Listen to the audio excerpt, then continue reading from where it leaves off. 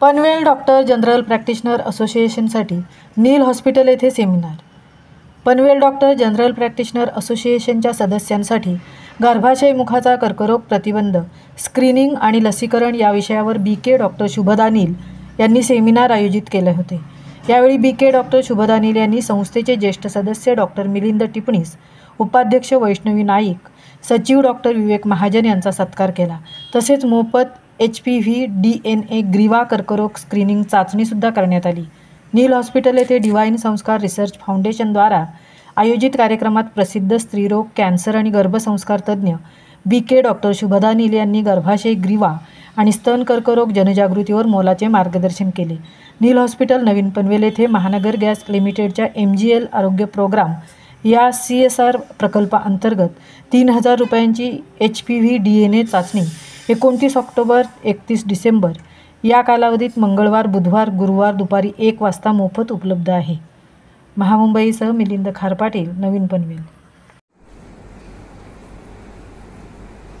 Council करायला किंवा बोलायला आपल्याला वेळ नसतो, परंतु आज मॅडमनी जे काही सांगितलेलं आहे हे खूप मला वाटतं एनरिचिंग आणि एनलाइटनिंग आहे।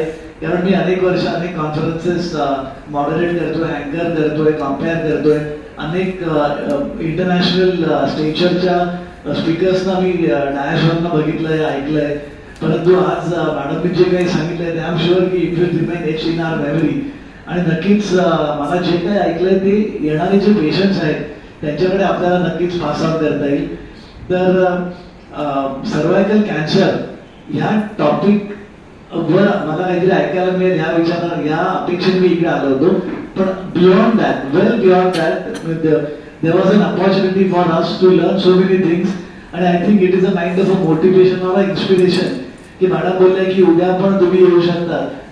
तर आय थिंक की जस्ट बिकॉज आमचा एक काइंड ऑफ अ ट्रेनर होता, म्हणजे एक सॅम्पल होतं आणि याच्यामुळे मोटिवेट झाले की बाकीचे पुढचे सेशन जे आहेत हे सेशन्स पण अटेंड करावेत आणि ज्या काही नवीन गोष्टी आहेत त्या पण मला शिकायला मिळतील आणि तेच जे ज्ञान आपल्याला मिळेल ते बाकीच्या लोकांना पास ऑन करता येईल।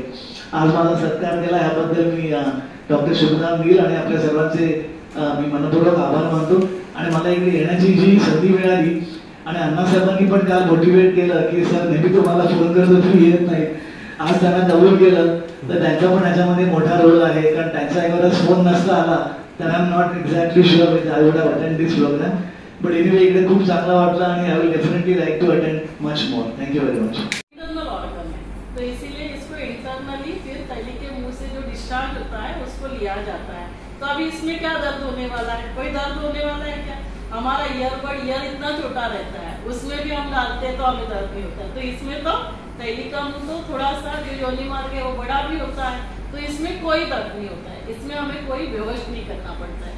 अभी ये इतना सिंपल है कि हमें कोई इंस्ट्रूमेंट भी अंदर डालना नहीं है। लोगों को लगता है कि इंटरनल चेकअप करेंगे तो कुछ इंस्ट्रूमेंट डालेंगे, तो वो भी नहीं करना है क्योंकि ये सिंपल लंबा है, अंदर जाएगा और डिस्चार्ज इसमें हम पिक करेंगे। अभी इससे रिजल्ट क्या आएगा? एक तो निगेटिव जैसे मैंने पहले कहा, तो आगे जाके 5 साल 100% हमें कैंसर नहीं होने वाला है। पॉजिटिव आया इसका मतलब नेक्स्ट ईयर कैंसर होने वाला है क्या? नहीं, इसका मतलब क्या कि मुझे इन्फेक्शन है तो मुझे क्या करना होगा, मेरी इम्यून सिस्टम को, इम्यून पावर को बढ़ाना है ताकि ये इन्फेक्शन जो है वो ठीक हो जाए। तो इनको हम क्या करेंगे, इनको जैसे कोविड में हम बी कॉम्प्लेक्स, विटामिन C ये सब मेडिसिन लेते